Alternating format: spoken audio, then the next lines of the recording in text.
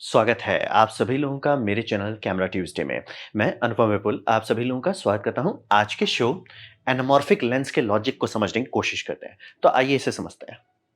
तो सबसे पहले समझिए हिस्ट्री क्या है। तो आप ये समझिए डिजिटल जिसे आप और हम कहते हैं वो बहुत ताज़ा ही रहा है, मतलब कि उससे बहुत पहले से चीज़ चल रहा है। तो समझिए कि फ़िल्म जो है, वो काफ़ी ये जो आप फ़िल्म देखते हैं, ये बहुत पहले आया था। ये आया था आपका 1895 से इसकी गाड़ी खुल गई है। और टीवी जिसे आप टेलीविज़न कहते हैं, वो थोड़ा लेट से आया है, वो 1920s में आया है। लेकिन आपको ये समझना बहुत ज़रूरी होगा कि टीवी जब मैन्युफैक्चर हुआ था, मतलब कि जब ब्रॉडकास्टिंग शुरू हुई थी, टीवी पिक्चर ट्यूब हमने बना लिया, ठीक है? पिक्चर ट्यूब से मतलब जो हो रहा है, वो एनालॉग सिग्नल में बदला। वो एनालॉग सिग्नल को लिए, उसे बूस्ट किए, उसे ट्रांसमिट किए, ट्रांसमिट से आपके टीवी में रिसीव हो गया, बल्ले-बल्ले। बेसिकली जैसे एफएम था उससे एक स्टेप ऊपर चले गए। हो गया सब चीज़ बल्ले-बल्ले। बट उस टाइम रिकॉर्ड नहीं कर सकते थे। यानी जो टीवी था वो लाइव चलता था। ये समझना बहुत ज़रूरी है। लाइव का मतलब वो एक्चुअली लाइव है। उसमें कोई रिकॉर्डिंग नहीं है, वो लोग खुद भी नहीं करेंगे। बीच में मतलब कोशिश किया गया कि मतलब टीवी में करो और उसपे कैमरा लगा दो। फ़िल्म कैमरा मतलब इस तरह का फ़िल्म कैमरा जो उसको कैप्चर करे, क्योंकि हमारे पास टेक्नोलॉजी आ गया एनालॉग टीवी को बनाने के लिए, रिकॉर्ड करने का टेक्नोलॉजी यानी वीसीआर जिसे हम आप और हम कहते हैं, वो बहुत लेट से आया। तो मतलब एक गैप था जहाँ पे कि जो ब्रॉडकास्ट हो रहा है वो once in a life time होता था। तो अब रहा बात कि टीवी जब खुला, तो टीवी बहुत तेज़ी से पॉपुलर हुआ, मतलब कि टीवी का गाड़ी इतना स्पीड से पकड़ा क्योंकि सब लोग देख पा रहे थे कि वो उसके लिए एक स्टैंडर्ड बनाना पड़ा। वो स्टैंडर्ड में 4:3 जो फ्रेम साइज़ होता है, ये de facto स्टैंडर्ड बन गया। मतलब कि पूरा प्लैनेट पे यही यूज़ किया जाता है 4:3। तो ये हो गया और रहा बात कि ये इतना ज़्यादा बिकने लगा 1950s तक में कि सिनेमा लोग जाना कम कर दिए। क्योंकि आप समझना बहुत ज़रूरी है, सिनेमा काफ़ी महँगा होता था और उतना वॉव इफ़ेक्ट नहीं होता था उसमें कि लाइक वॉव! लोगों के पास कंपैरिज़न नहीं था।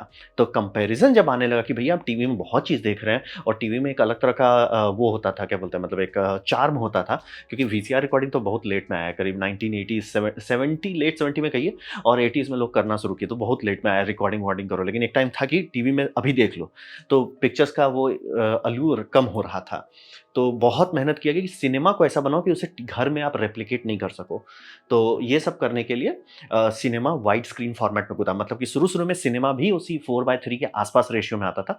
कुछ-कुछ थोड़ा-सा वाइड करते थे, लेकिन ज़्यादा कुछ होता नहीं था। तो इस टाइम में कोशिश किया गया कि कुछ भी करके वाइड स्क्रीन प्रोजेक्शन स्टार्ट करें, ताकि ये सिनेमा का और टीवी का लुक जो है एकदम आर-पार हो जाए, कि नहीं भैया टीवी में आपको टीवी ही मिलेगा, सिनेमा में सिनेमा मिलेगा। और सिनेमा का सबसे बड़ा बेनिफिट था कि वो रिकॉर्डेड रहता है। टीवी मतलब बोल रहे हैं शुरू-शुरू में आपका 1930s तक में तो कोई मतलब ही नहीं बनता था। तो ये इतिहास है, गाड़ी यहीं से खुली है जिसे आप और आज हम लोग कहते हैं। तो अब बात करते हैं एमॉर्फिक लेंस इसमें कहाँ से आ गया। तो यहाँ पे समझिए कि मूवी प्रोडक्शन जो थिएटर को जो इनको था ना कि वॉव फैक्टर चाहिए कि कुछ देख के ही लगे, मतलब देखते ही नज़र, और ये समझिए बहुत अर्ली बात हो रही है, टीवी इतना बड़ा-बड़ा होता था, उससे ज़्यादा बड़ा नहीं आता था। तो उस टाइम में इनको कुछ ऐसा चाहिए था कि एकदम हिला दो, मतलब डिस्कशन ही खत्म कर दो कि आप थिएटर में आ रहे हो तो कुछ ऐसा देख रहे हैं जो कहीं और नहीं मिलेगा।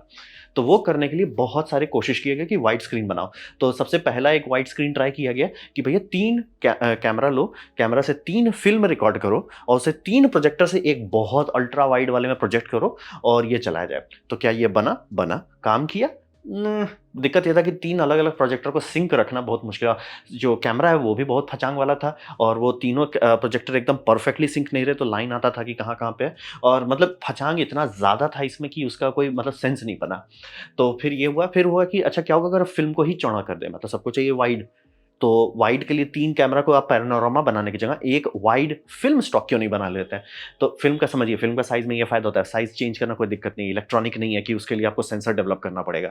तो फ़िल्म ये चौड़ा वाला आने लगा। ये 2001 का है, इतना चौड़ा उसका फ़िल्म है, मतलब जो एक्चुअल सिनेमा शूट किया गया है, पैनाविज़न 70 मिलीमीटर वो इतना चौड़ा है, तभी जाके उसका एक एक ऐसा फ़ीलिंग आता है जो मतलब अभी का, इसीलिए अगर 2001 का अगर आप ओरिजिनल फ़िल्म वाला स्टॉक कभी देखिएगा ढंग से थिएटर में, जिससे इससे प्रोजेक्ट कर रहा है, आईमैक्स ग्रेड का दिखेगा। क्योंकि वो है ही इतना बड़ा सरफेस एरिया दिया है और फ़िल्म का सीधा बात है, जितना बड़ा सरफेस एरिया उतना बम-बम क्वालिटी होगी। तो ये बहुत बड़ा फ़िल्म इस्तेमाल करेंगे, यही जो पैनाविज़न 70 मिलीमीटर जो चलता था एक स्टैंडर्ड, वो इसी के लिए बनाया गया था। तो रहा बात कि 2 ऑप्शन गाड़ी खोली गई, पहला कि 3 ठो लगाओ, वो तुरंत हट गया क्योंकि बहुत ज़्यादा फचांग था।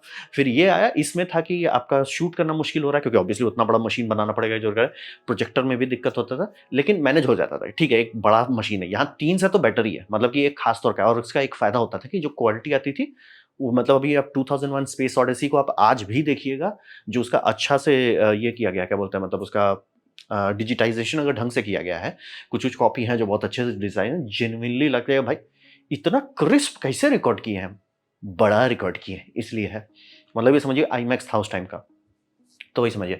तो रहा बात कि उस टाइम में हम लोग स्क्वीज़ क्यों नहीं करते थे? जैसे ये सब एनामॉर्फिक आजकल आप देख रहे हैं कि स्क्वीज़ कर देता है, वो उस टाइम क्यों नहीं कर रहे थे? लेंस उतना अच्छा था ही नहीं। स्क्वीज़िंग का प्रिंसिपल जो है, लोगों को 1930s तक में समझ में आ गया था, लेकिन पिक्चर में ट्राई किया। दिक्कत ये होता था कि एक्टर एक्ट्रेस पास नहीं आ सकते थे लेंस के। जैसे आता था चेहरा डिस्टॉर्ट होने लगता था, इसलिए उसे थोड़ा-सा दूर रख-रख के करना पड़ता था। और ये समझिए जो लेंस आज आप और हम कहेंगे ना अरे यार लेंस थोड़ा ब्लरी है, वो 1930 में जाइए भैया क्या शार्प लेंस है भैया इतना शा लेंस में बहुत इंजीनियरिंग लगा है, पिछले 200 साल से। दबा के मेहनत किया गया कि आज जो हम लोग एकदम क्रिस्टल शार्प लेंस ले रहे हैं वो उतना पॉसिबल नहीं था। तो लेंस की इंजीनियरिंग नहीं पहुंची थी तो इसीलिए ये सब फॉर्मेट ज़्यादा पकड़ लिया मार्केट में। और एक थोड़ा-सा प्रेस्टीज वाला बात दिया गया है, सर सस्ता 35 में नहीं कर रहे हैं, पेनाविजन 70 में कर रहे हैं।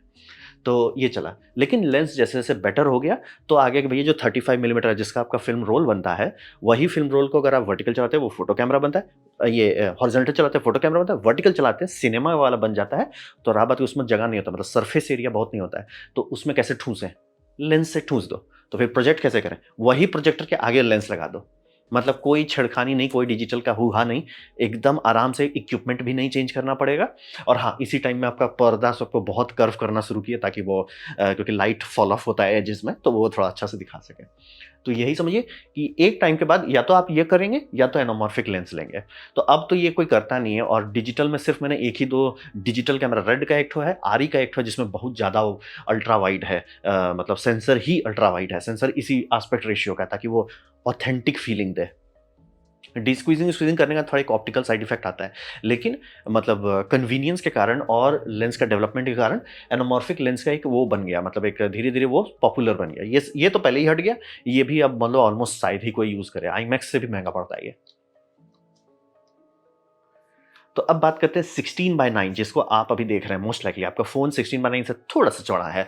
आपका कंप्यूटर का डिस्प्ले 16:9 होगा, लैपटॉप होगा मे बी 16:10 होगा। ये 16:9 से ही सारा चीज़ जो बन रहा है, ये आया था 2000s में। तो 2000 में क्या हुआ? समझिए हम लोग स्विच किए एचडी में, डिजिटल इरा का डेवलपमेंट शुरू हो गया और एचडी में हम लोग शिफ्ट करना चाह रहे हैं। ये जिसे आप लगता है 1080p तो इसमें 5 गुना पिक्सल होता है जो आपका टीवी सब में चलता था। तो रहा बात कि इस आपके पास डेटा आ गया कि भैया आपके पास हम 5 गुना डेटा दे रहे हैं कंपेयर टू जो टीवी का नॉर्मल ब्रॉडकास्ट हो रहा है। बल्ले-बल्ले सर बहुत बढ़िया बात है। सर दिखाएँगे किस रेशियो में? तो यहाँ पे डिस्कशन हुआ कि कैसे दिखाएँ? तो फिर आया 16:9 चुनो, क्यों? क्योंकि 16:9 चुनने में आपके पास फ़ायदा होता है कि जब आप पिक्चर दिखाना चाहते हैं, क्योंकि पिक्चर में ऐड दिखाना चाहते हैं लोग, तो पिक्चर अच्छा से दिखाना चाहेंगे। तो पिक्चर दिखाएँगे तो आपका जो ये होगा जिसे हम लोग कहते हैं लेटर बॉक्सिंग यानी ऊपर और नीचे काला बार आएगा, बहुत नहीं आएगा, ठीक है? मतलब ये प्रोपोर्शनली वो बहुत नहीं आएगा। आपको ज़ूम नहीं करना पड़ेगा ताकि वो मतलब ये 4:3 में करेंगे बहुत छोटा हो जाएगा इसीलिए फुल एचडी को 4:3 में नहीं बनाया गया, बहुत छोटा हो जाता। लेकिन सिनेमा दिखाना था सबको, उससे एडवर्टाइज़मेंट भी आना था। तो सिनेमा अच्छे से दिखा सको इसीलिए 16:9 में सिनेमा में लेटर बॉक्सिंग आएगा, कोई दिक्कत नहीं है। फिर रहा बात कि अगर टीवी दिखाएँ, बहुत सारे टीवी शूट किए गए हैं 4:3 में और बहुत टाइम तक 4:3 में ही शूट किया जाएगा, तो उसको कैसे दिखाएँगे? उसको दिखाएँगे पिलर बॉक्सिंग करके यानी ब्लैक बार साइड में आएगा। तो दोनों केसेस में यूटिलाइज़ेशन बहुत अच्छा आता है। 16:9 जो है एक परफेक्ट मिडल ग्राउंड है जो कहता है कि आपका पुराना टीवी का कंटेंट हम ठीक-ठाक दिखाएँगे, सिनेमा कंटेंट वो भी हम ठीक-ठाक दिखाएँगे। तो इसीलिए धीरे-धीरे आज के टाइम में हर चीज़ घूम फिर के वीडियो में जब आप बात कर रहे हैं 16:9 आ रहा है। ये जो 2000 में जो और ब्लू-रे डिस्क उसी टाइम रिलीज़ हुआ, ब्लू-रे में एक्चुअली ये फुल 16:9 का फुल एचडी वीडियो देने लगे जो कि मतलब कि पहली बार ऐसा कर दिया कि थिएटर एक्चुअली जाने की ज़रूरत नहीं क्योंकि मेरे पास है ब्लू-रे। अगर आप ब्लू-रे रिप नहीं बोल रहे हैं, एक्चुअल ब्लू-रे से ढंग से टीवी में देखिएगा और उसकी मास्टरिंग अच्छी की गई है क्योंकि मतलब जो फ़िल्म स्टॉक्स बनते हैं, उसमें बहुत टाइम लेके इंजीनियर्स बनाते हैं उसको ताकि वो अच्छा से दिखे। जो ब्लू-रे बनता है कहीं कोई कुछ-कुछ कंपनी मेहनत करती है और आपको देखने में फीलिंग आएगा, भाई क्या फीलिंग है। और कुछ-कुछ ऐसा रहता है कि सर ये कुछ भी आप बस उठा के डाल दिए इसमें। तो वो थोड़ा-सा ये हुच-पुच वाला है, लेकिन अगर आपको कभी वो मिल गया जिसकी मास्टरिंग अच्छी हुई है, उसको ब्लू-रे में देखिए। मतलब आप फिर आपको जेनुइनली ज़रूरत नहीं है और आप बोलोगे वो तो फुली एचडी है। फुल एचडी इतना कम कंप्रेशन के साथ उसमें आता है ना कि कोई टेंशन ही नहीं रहना है और वो H.264 का कंप्रेशन है, तो अच्छा खासा डेटा रहता है बैंडविड्थ और ऑडियो के मामले में तो डिस्कशन ही नहीं है। तो ये जब आया था 2000 में, तो ये सब कारण ये हो गया कि 16:9 सबका माँ-बाप बन गया। अब आप इसमें सोचिएगा कि अभी तो 16:9 में ही सब लोग शूट कर रहे हैं और पिक्चर भी और टीवी शोज़ भी दोनों अब सीधे-सीधे 16:9 में शूट किया जा रहा है। अब रहा बात कि आप लोग 2-3 फॉर्मेट और सुनते हैं, जैसे 2K बीच में काफ़ी हल्ला होता था। 2K समझिए थोड़ा-सा वाइड होता है, मतलब टॉल होता है या वाइड होता है, मतलब 2K ही है। पिक्सल बहुत ज़्यादा नहीं बढ़ा रहे हैं फुल एचडी से थोड़ा-सा ही बढ़ रहा है। बस अब उसे विड्थ में डाला जाएगा या हाइट में, वो डिपेंड करता है। और आईमैक्स भी वही है, थोड़ा-सा ही उससे ऊपर, मतलब इसीलिए देखिए आईमैक्स अल्ट्रा वाइड नहीं गिनाता है, वो थोड़ा-सा मतलब हाइट ज़्यादा देते हैं आईमैक्स में। तो और आजकल भी वही समझिए पिक्चर्स अब जैसे अगर आप इसके पीछे जाइएगा, जस्टिस लीग का जो स्नाइडर कट है वो ऑलमोस्ट आपको 4:3 जैसा लगेगा, क्योंकि आईमैक्स को कोशिश किया जाता है पूरा स्क्वायर बनाने की कोशिश करना है। अब आप स्क्वायर क्यों बनाना चाहेंगे? लेंस का सबसे परफेक्ट आउटपुट स्क्वायर होता है। या तो सर्कुलर बनेगा, सर्कुलर बना नहीं सकते तो नेक्स्ट बेस्ट क्या है जो उसको पूरी तरह से बैलेंस रखे? स्क्वायर करो। तो वही आईमैक्स आपको और 2K ज़्यादा रेशियो में घूम फिर के सब 16:9, मतलब बेसिकली इसी कारण से 16:9 जो 2000 में कूदा गया, हर चीज़, हर कैमरा, हर सेंसर, हर मूवी, हर टीवी शो घूम फिर के 16:9 में घुस गया। और बाकी सारे हैं अवे, ऐसा नहीं है कि नहीं है, लेकिन वो सब अब नीश केस हो गया। जैसे कि ओपेनहाइमर के लिए वो कर सकते नहीं, हम थोड़ा-सा ये करेंगे, थोड़ा-सा वो करेंगे, तो उसका अगर आप ब्लू-रे भी खरीदते हैं तो उतना बम-बम नहीं मिलेगा। लेकिन हाँ, नेटफ्लिक्स वुटफ्लिक्स से बहुत बेटर मिलेगा। क्योंकि आप मतलब आप एक्चुअली कभी देखिएगा उसका जो रिप क्वालिटी आती है, जो जैसे कि 70 जीबी का आता है एक-एक प्रिंट, अलग लेवल का। वो H.265 कंप्रेशन पे बहुत बिट रेट रहता है। मतलब एक छोटा-सा अगर मास्टरिंग अच्छे से की गई है, जो फ़ील आएगा उसका डिस्कशन ही नहीं करना है। तो अब बात करते हैं ये लेंस के बारे में। तो ये लेंस समझना बहुत ज़रूरी है कि जो फिडेलिटी होती है, यानी कि कितना वो रेज़ोल्यूशन है, तो वो हमेशा कम होगा। अगर कोई आपको बोलता है कि नॉर्मल लेंस इस्तेमाल करो, वो ज़्यादा बेटर देगा रेज़ोल्यूशन। अगर आपको चाहिए कि मतलब आप मान लीजिए कोई साइ-फाई पिक्चर बनाना चाहो जिसमें आप एकदम क्लीन, शार्प दिखाना चाह रहे हैं, तो वहाँ पे लोग बोलेंगे भैया एमॉर्फिक लेंसेज़ मत इस्तेमाल करो, वो नहीं शार्पनेस देगा। अगर आपको शार्पनेस रिक्वायरमेंट है, हर कोई जनरली उतना शार्प खोजता नहीं है, लेकिन अगर आपका कि नहीं मैं चाहता हूँ, मेरा लुक एंड फ़ील है, तो आपको नहीं यूज़ करने चाहिए। कभी ऐसा नहीं आप बना सकते, क्योंकि ये देखिए लेंस ऐसे स्क्वीज़ कर रहा है ऑप्टिकली, वो स्क्वीज़ कर रहा है लाइट को। जितना आप कचोड़ेंगे, वो उतना कचुम्बर बनेगा, उतना गैर-गुज़रा क्वालिटी आएगा। इसीलिए फ़िल्म को ही चौड़ा किया जाता है, मतलब अगर अच्छा से आईमैक्स में भी है, रेड में भी है कि फ़िल्म ही चौड़ा करो, यानी सेंसर ही चौड़ा करो। तो एमॉर्फिक लेंसेज़ का हमेशा ये पेनल्टी पड़ेगा, आप इसे बायपास नहीं कर सकते। कितना भी अच्छा लेंस हो जाए, उसमें एक लिमिटेशन होगा। वही कंपनी का लेंस, आरी का ही आप लेंस उठाइए जिसमें एमॉर्फिक है वर्सेस जिसमें नहीं है। जिसमें नहीं है वो बेटर आएगा, हमेशा होगा।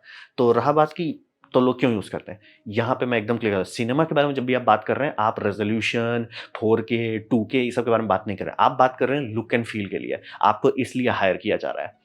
तो सिनेमेटोग्राफर का काम वही होता है कि अगर उसको लुक एंड फील पसंद आ गया, वो करेगा। जैसे कि जे एब्रम्स बहुत मीम बन गया था कि ज़रूरत से ज़्यादा लेंस फ्लेयर डाले हुए थे इसमें, 2009 जो स्टार ट्रेक का रीबूट था, तो उसमें वैसे क्यों? ये जो लीनियर आपको लेंस फ्लेयर आ रहा है, ये उसी में आता है। ये लेंस को जो कचोड़ रहे हैं, लाइट में एक साइड इफेक्ट है। अगर लाइट सोर्स आ गया लेंस में, वो एक ऐसा लाइट बीम बनाएगा। वो बहुत यूनिक लुक देता है। ट्रांसफॉर्मर में भी दबा के डाला गया है, और इसमें जे एब्रम्स का तो हर पिक्चर में वो ठूँस के डालते हैं। तो ये समझिए कि बहुत यूनिक लुक देता है। अब रहा बात आपको पसंद है या नहीं पसंद है, वो आपकी मर्ज़ी है। ठीक है? मैं एकदम क्लियर हूँ, ये पर्सनल फीलिंग की बात होती है। आपका प्रोजेक्ट को वो है, जैसे यहाँ पे ये साइ-फाई दिखाना चाह रहे थे, तो थोड़ा-सा वो फीलिंग आ रहा था, लेकिन हाँ, काफ़ी लोग गए, "सर थोड़ा ज़्यादा आप डाल दिए लेंस फ्लेयर।" और ट्रांसफॉर्मर में भी शुरू-शुरू वाले 1-2 इसमें तो थोड़ा बात-बात पे लेंस फ्लेयर था, फिर नहीं, थोड़ा रखो, थोड़ा-सा टच करो, थोड़ा इधर से डालो, फील आता है, लेकिन पोत दो तो थोड़ा ज़्यादा हो जाएगा। तो इसका जैसे ऑनेस्ट ट्रेलर वाले मीम वही बनाता है, "इवन मोर लेंस फ्लेयर", सिर्फ़ लेंस फ्लेयर था। अब रहा बात कि इसका शार्पनेस कैसा आता है? शार्पनेस ये समझिए सेंटर में बहुत अच्छा आएगा, एजेस में सॉफ्ट हो जाएगा। अब रहा बात कि इसको आपको मैनेज करना है। इसको आपको मैनेज करना होगा कि यानी आपका एक्टर जो है एकदम साइड में ना रहे। मतलब ओवर द शोल्डर कर रहे हैं, कोई दिक्कत नहीं है, लेकिन आपका सीन कंपोज़िशन ऐसा बनाना होगा कि शार्पनेस वाले एरिया को इसे यूटिलाइज़ कर सकें। अगर आप वैसा नहीं करते हैं तो वो थोड़ा-सा फ़ील आएगा। अब रहा बात कि बहुत सारे सिनेमेटोग्राफर ये प्रेफ़र करते हैं, क्योंकि अगर आप कोई चीज़ ब्लरी दिखाते हैं और शार्प भी दिखाते हैं साथ में, आपका आँख नेचुरली फ़ोकस करेगा शार्प चीज़ पे। तो ब्लरी चीज़ का हेडेक देने लगता है, इसलिए दिमाग उसको रिजेक्ट करने लगेगा। तो आप आराम से कर सकते हैं, फ्रेम दिखा रहे हो, वाइड दिखा रहे हैं, पेरिफेरी विज़न फुलफ़िल कर रहे हैं, लेकिन आँख ग्लू कर दिए हैं बीच में। तो ये काफ़ी लोगों को पसंद आता है कि नहीं, मतलब कस्टमर को नहीं, मैं कह रहा हूँ सिनेमेटोग्राफर का। अगर सिनेमेटोग्राफर अच्छा से काम करता है, आपको वो पता नहीं चलेगा, अच्छा इसलिए मैं देख रहा हूँ, आपको पिक्चर का मज़ा आएगा, तो वही करते हैं। तो मैं एकदम क्लियर कर देता हूँ, आप शार्पनेस के लिए इस तरह का लेंस लेने का सोच रहे हैं, मारे जाएँगे, नहीं होना है इससे। तो रहा बात कि आप क्या कर सकते हैं, आपको मैं कहूँगा कि रेंट कर लीजिए या टेस्ट कीजिए, तभी इस लेंस पे कूदिए। अगर आपको उसका लुक एंड फील चाहिए, चाहिए तो चाहिए, कोई डिस्कशन नहीं, काम खत्म। अगर वो आपको उतना शार्पनेस भी नहीं देता है, आप ले सकते हैं। लेकिन इसीलिए ये सब लेंस उतना पॉपुलर नहीं है जितना लोग सोचते हैं। पहले एक टाइम था स्वीट स्पॉट, लेकिन अब शांति से सब लोग 16:9 में पिक्चर ही बना रहे हैं, तो उस तरह का वो खत्म हो गया है। तो ये आपको ध्यान देना होगा। इसीलिए मतलब लुक एंड फील के लिए लोग इस लेंस को लेते हैं, ना कि शार्पनेस, कलर ये सब नहीं। क्या इसको करना चाहिए? आपका प्रोजेक्ट पे है। बहुत सारे प्रोजेक्ट में जो थोड़ा-सा टच डालना चाह रहे हैं उसके लिए लोग करते हैं, बहुत सारे में नहीं सर हमको इसकी अब उतनी ज़रूरत नहीं है। वो कर सकते हैं, आपका चॉइस है। कूद मत जाइए कि अच्छा पिक्चर इससे बनता है, वो अब वो ज़माना बीत चुका है। 2000 के बाद से मतलब धीरे-धीरे वो ज़माना कम हो रहा था। अब तो याद भी नहीं है कि आखिरी बार मैंने कब पिक्चर देखा जो एक्चुअली बनाया गया वो अल्ट्रा वाइड में। तो बहुत खराब लगता है, सब 16:9 कर दिया है। तो ये था मेरा प्रेज़ेंटेशन जो एनामॉर्फिक लेंस का खेला क्या है। उम्मीद करता हूँ आपको अच्छा लगा, कुछ सीखने को मिला, कुछ समझ में आया। अगर ऐसा है लाइक कर दें, दोस्त के साथ शेयर कर दें, उससे मेरा काफ़ी भला होगा। नहीं अच्छा लगा, नहीं पसंद आया, कोई बात नहीं, आप डिसलाइक दबा सकते हैं। मैं कहूँगा डिसलाइक 2 बार दबाएँ, उससे मुझे पता चलेगा कितना पसंद हुआ है। मैं आपसे कहूँगा कमेंट लिखें, मैं हर कमेंट को पढ़ने की कोशिश करता हूँ। आपसे कहूँगा सब्सक्राइब कीजिए, बेल दबाइए अगर आप फ्री हैं तो। आपने वीडियो देखा, जॉइन कीजिए, बहुत खुशी हुई। धन्यवाद।